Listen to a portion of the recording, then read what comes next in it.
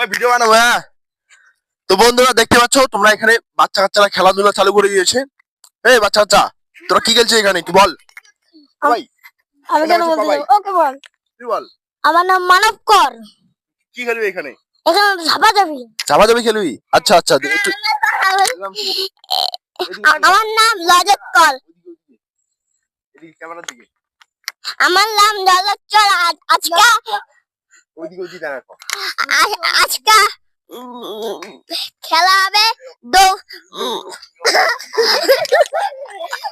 ঠিক আছে খেল খেল খেল একটু দেই তোর খেলা।